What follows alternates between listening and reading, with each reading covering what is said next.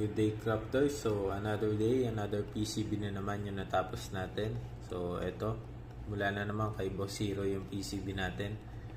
Salamat nga pala sa consistent na pagpagawa ng PCB niya sa atin. So, ito yung kinalabasan ngayon. Yan siya, guys.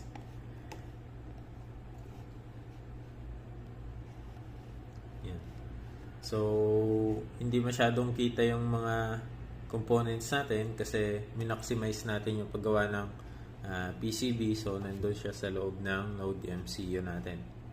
Yan siya, guys. Yan yung kinalabasan niya.